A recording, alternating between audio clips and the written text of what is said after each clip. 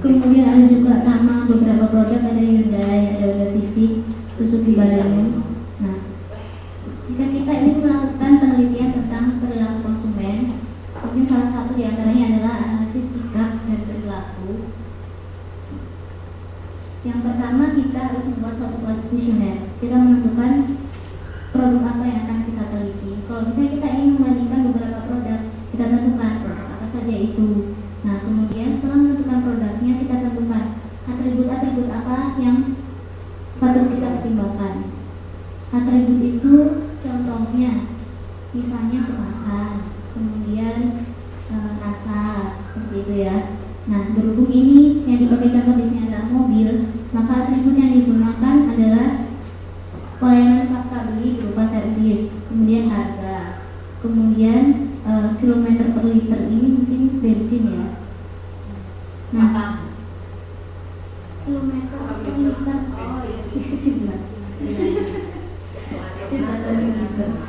dan selanjutnya kita menentukan bobot dari masing-masing atribut. Bobot itu kita tentukan berdasarkan tingkat kepentingan suatu atribut di mata konsumen. Jadi prosedurnya, kalau untuk melakukan penelitian tentang perilaku konsumen, kita ini harus menyebar kuesioner secara 2 kali. Yang pertama itu untuk kuesioner pendahuluan, yaitu untuk menyeleksi atribut-atribut mana yang nanti akan kita pakai. Kemudian yang kuesioner kedua adalah kuesioner yang sebenarnya untuk memotret bagaimana sikap konsumen terhadap suatu produk berdasarkan atribut yang telah kita tentukan tadi. Nah, di sini ada bobot kan ya. Bobot ini kita dapatkan dari kuesioner yang pertama. Jadi kita lihat dari sekian atribut yang kita ajukan dalam kuesioner, atribut mana yang menurut konsumen itu paling penting. Nanti kita prosentase, kemudian bisa muncul angka-angka 0,45, 0,3, 0,20. Itu nanti kalau kita jumlahkan total akan jadi 1. Kemudian kalau kita persenkan akan jadi 100% seperti itu. Nah, kemudian ini ada nilai. Di sini kisarannya antara 1 sampai 5. Ini seperti yang dijelaskan Mbak Mimi tadi, menggunakan skala Likert 1 sampai 5. Jadi misalnya sangat suka, kemudian suka, kemudian biasa aja, kemudian tidak suka, seperti itu. Misalnya untuk sangat suka kita beri angka 5, seperti itu. Untuk sangat tidak suka kita beri poin paling kecil 1. Nah, kemudian untuk menentukan indeksnya, Anda tinggal mengalihkan antara bobot yang telah kita dapat tadi dengan nilai yang diberikan konsumen pada kuesioner yang kedua. Maka akan kita dapatkan nilainya, ini ada masing-masing nilai total. Nah, seperti itu. Nah, semakin besar indeks sikap suatu produk, berarti semakin menurut konsumen produk itu semakin bagus, seperti itu.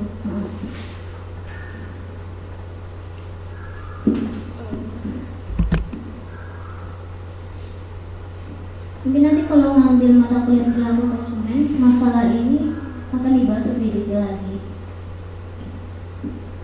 Kemudian selanjutnya adalah motivasi. Motivasi itu merupakan dorongan dalam diri konsumen untuk memuaskan keinginannya.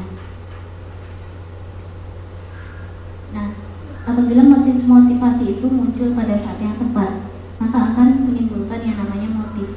Ini kekuatan pendorongan yang menyebabkan seseorang melakukan tindakan. Jadi tidak hanya di dalam hati, tapi sudah dilakukan, tapi dia lakukan, seperti itu.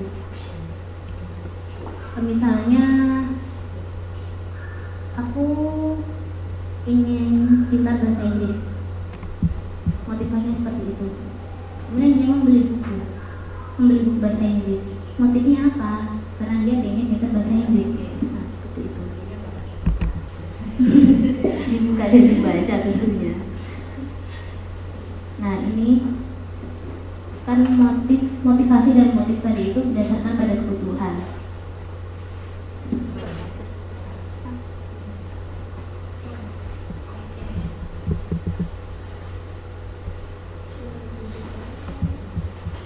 Oke, sambil menunggu charger kita lanjutkan dulu. Ini kebutuhan itu dibagi dalam segi tiga menurut Maslow. Jadi kita sebut sebagai hierarki kebutuhan Maslow. Bentar ya.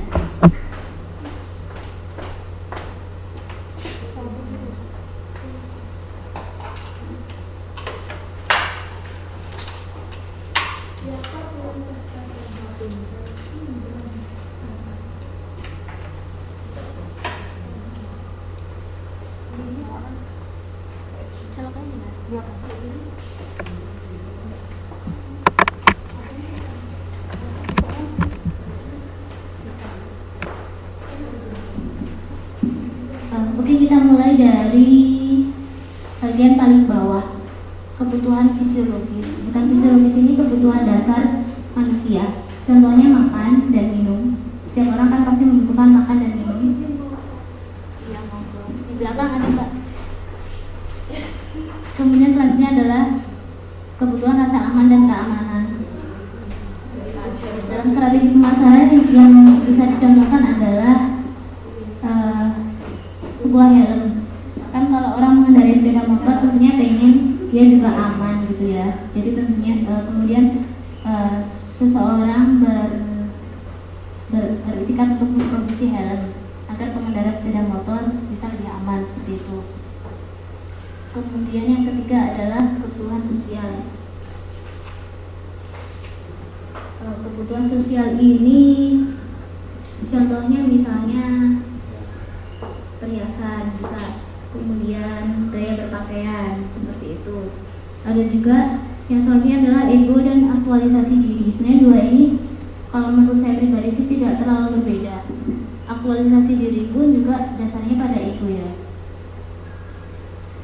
Contohnya kalau ego itu apabila seseorang pengen terlihat di mata masyarakat, misalnya dia pengen eksis gitu, pengen eksis, terus dia ya atau itu dipakai semua rentengan ya. Kemudian untuk aktualisasi diri itu adalah tahap puncak di mana seorang konsumen merasa ingin dirinya merasakan kepuasan maksimal. Jadi apa yang dia inginkan dia dapat, seperti itu.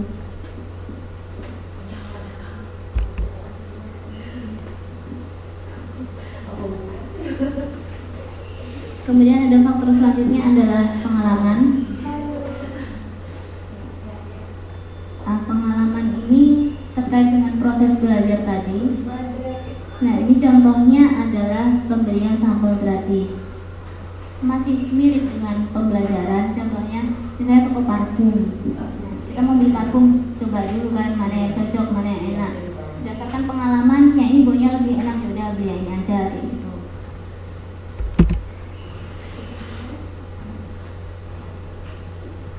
Selanjutnya adalah kepribadian.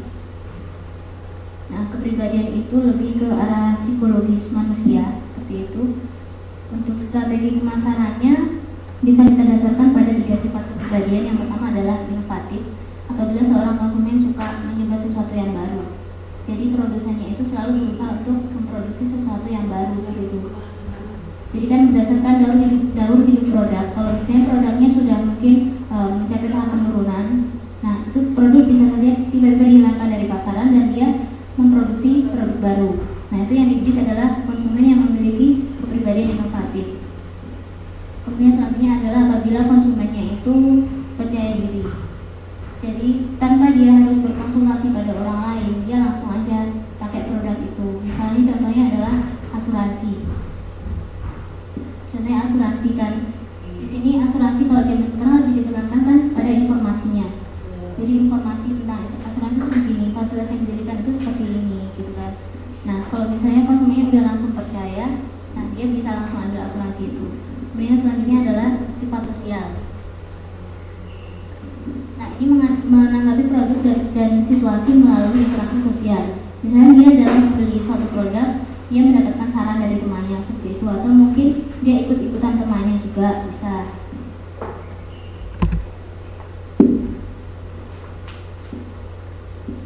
Selanjutnya adalah konsep diri.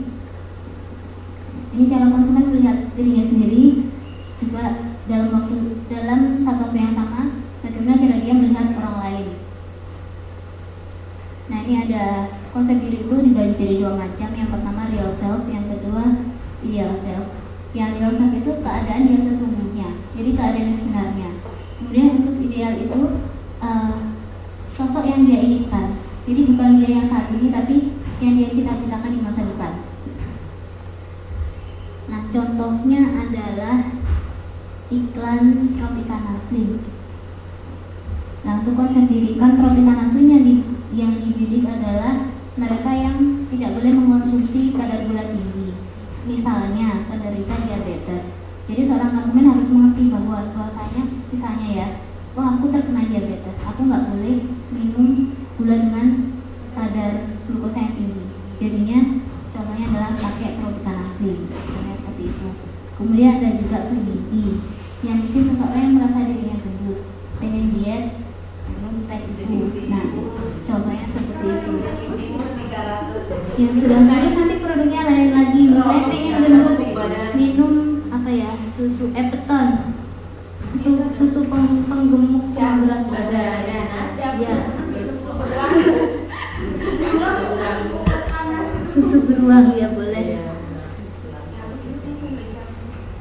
Kemudian selanjutnya adalah gaya hidup. Nah, gaya hidup di situ saya contohkan ada dua orang dengan latar belakang yang berbeda, dengan gaya hidup yang berbeda. Yang satunya artis, yang satunya ibu petani, nelayan. Ada juga ya bapak-bapak nelayan lagi mancing. Kan bisa kita lihat bahwasanya gaya hidup berbeda. Mungkin kalau untuk para artis, produsen memproduksi misalnya tas dengan harga mahal, misalnya selevel Prada atau yang sejenisnya seperti itu. Kemudian kalau untuk petani kan kita tidak mungkin mau ngeyel memasarkan tas pakai tas ya.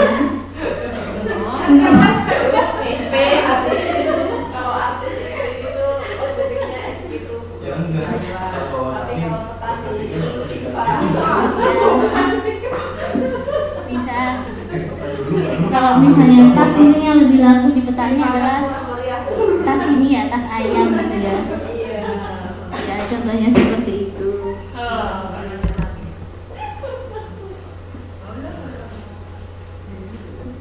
Nah kemudian bagian selanjutnya adalah tentang situasi pembelian. Nah, ini ada 3 macam situasi. Yang pertama itu apabila konsumen belum memahami jenis dan kriteria penggunaan produk yang dia inginkan. Itu disebut penyelesaian masalah ekstensif. Jadi di sini kondisinya masih sangat kompleks. Selain tidak memahami jenis, dia juga nggak ngerti bagaimana cara menggunakan produk itu. Contohnya misalnya saya ingin beli kamera DSLR, tapi saya belum paham bagaimana cara menggunakan DSLR. Kemudian jenis-jenis kamera DSLR itu seperti apa aja. Nah itu disebut sebagai masalah ekstensif. Nah misalnya saya beli ke toko kamera, saya ngomong, mas saya pengen beli kamera DSLR gitu kan. Berhubung saya belum ngerti apa-apa tentang kamera kan, saya terus tanya ke penjualnya, mas kalau kamera ini gimana. Nah, si penjualnya itu kan harusnya bisa memberikan saran ke si pembeli. Kalau misalnya penjualnya nggak bisa memberikan saran kan, teman pembelinya juga masih galau-galau aja di dalam toko, nanti pada akhirnya dia pulang nggak jadi beli kan, seperti itu. Jadi di sini pemasar atau perusahaan harus bisa memberikan informasi yang cukup kepada konsumen. Kemudian selanjutnya adalah penyelesaian masalah yang terbatas. Nah konsumen itu sudah tahu jenis produknya, namun dia masih belum paham tentang suatu merek yang masih bisa dibilang baru di pasaran. Contohnya mungkin sepeda motor. Kalau yang kita kenal umumnya adalah Yamaha sama Honda. Mungkin suatu saat nanti Taiwan memproduksi motor baru, misalnya mereknya merek sepeda motor, mungkin T-Motor ya, Taiwan Motor. Nah itu kan itu produk baru, konsumen juga masih belum ngerti. Jadi di sini perusahaan harus menggencarkan promosinya agar konsumen juga jadi mengerti tentang produk tersebut.